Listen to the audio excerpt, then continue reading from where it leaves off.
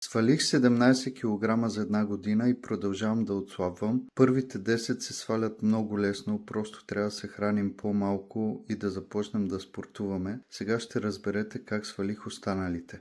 Взимам бял лист хартия или бяла дъска и пиша В, П, М.